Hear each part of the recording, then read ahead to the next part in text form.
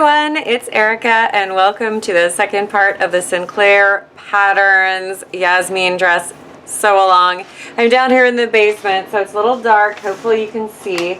But today I've got a bonus video. I'm going to be showing you guys how you can take the sleeve and make a big puffy cap sleeve, a flutter sleeve, or a full-on bishop sleeve, just by making a few simple changes to your pattern. And this will work with any dress or shirt pattern that has a sleeve cap, so just not a raglan. So let's get started. Okay, so for this tutorial we are going to need our sleeve from our pattern, and the Yasmine dress actually has a full length sleeve. So I have gone ahead and traced that sleeve off. I'm going to be doing a short cap sleeve version. I've traced it in this bright blue marker so you guys can hopefully see what I'm doing more clearly. So to create a puff sleeve, a flutter sleeve, a bishop sleeve, whatever you want to call it, first thing you need to do is trace off your pattern. Once you've traced off your pattern, now we're going to make some modifications to the sleeve. So the first thing that I do, because I like a very big bishop sleeve, is I'm going to take my ruler, or a very big cap sleeve, puff sleeve, I can't talk. So I'm going to go from the armhole here, that point where the curve of the sleeve cap meets the length of the sleeve, and I'm going to make a line going out from that at an angle. You don't want to do like a, I would say it's about a 45-degree angle. So right there, I'm already just adding a little bit more width to the sleeve cap. Hopefully you can see that. There we go, like so. I'm going to do the same on the other side, and actually I don't have quite enough paper over there, so I'm just going to put a little bit of extra paper and tape it down.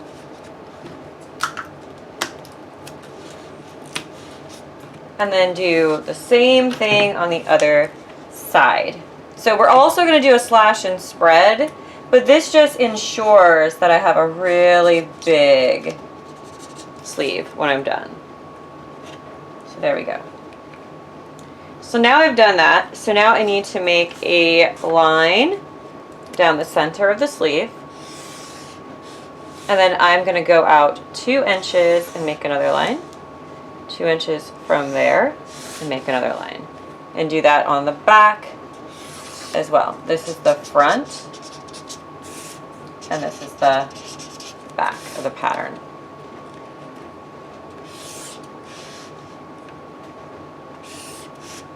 Okay, if you were doing a long sleeve version, you do exactly the same thing. Just make your lines down the whole length of the pattern. Now we are going to cut our pattern from the bottom up to the top, not through that top cap, but just up to it.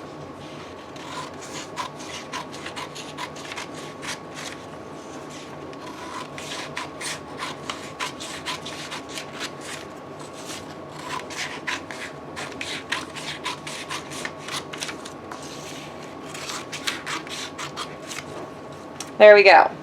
So now we've got this. As you can see, we can now start to open and take apart. So I am going to put some paper underneath this. And we're going to start playing around with opening this up and seeing how wide we want it to go.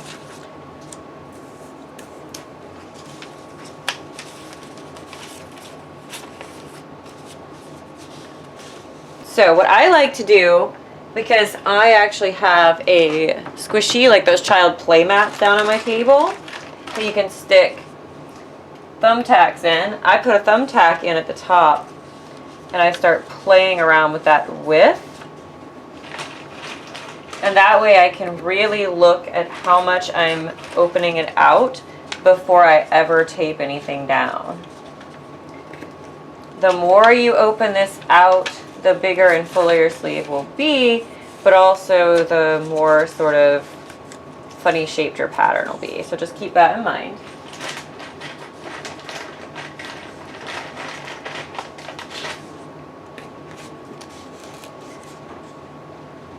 And sometimes you do have to, like this hinge, I had to go above the line for the sleeve to make that wide enough. And that's okay. You just don't want to like completely cut this off, because this is what's called a slash and spread technique. So you've slashed open your pattern and now you're spreading it out to get the volume and the width that you want.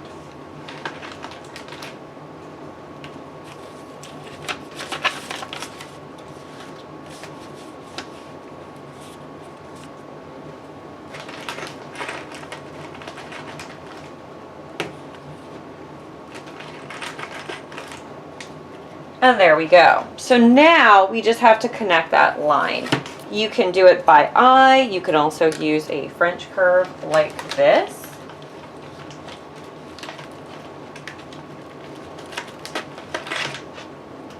And you're just connecting the curve between the lines of where you cut the pattern.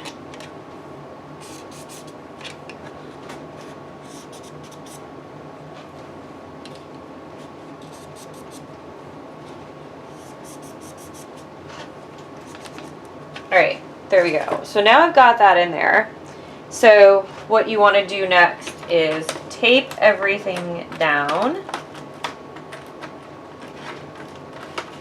so that it becomes one big piece, and then cut that out.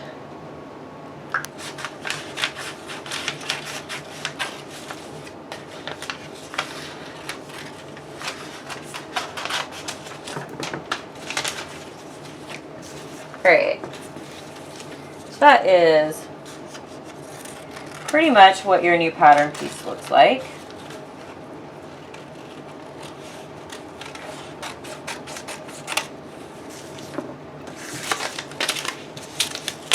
See how it's a much bigger piece than that sleeve was before?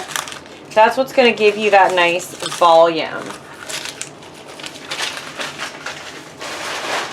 And then you can just trace out a good copy if you'd like, which is what I'm going to do. So this can be used as a flutter sleeve. If you want to use it as a flutter sleeve, you would just sew it in like a normal sleeve, and then you go back in and hem this bottom edge. This is our bottom edge. You can also measure around the part of your arm where this is going to go in. So like mine's a cap sleeve, so I'll measure on my bicep. Create a 2-inch wide rectangle. That is the length of my bicep measurement, plus between 1 inch and 1/2 inch. And sew that together, gather this bottom edge into that, and you've got a puff sleeve, which is what I'll be doing during the course of the sew along. But yeah, this technique works for any sleeve and is a pretty easy way to get a really dramatic sleeve effect on any pattern, whether it has that sleeve or not.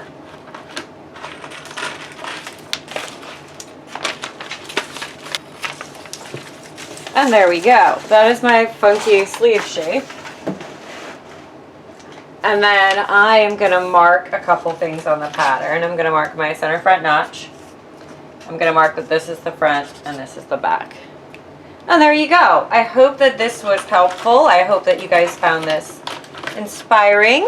And I can't wait to see your Sinclairs. Our next point is going to be cutting out our fabric and actually sewing the dress. So get your pattern ready, figure out your size, and cut out your test fit. And I'll see you guys next time.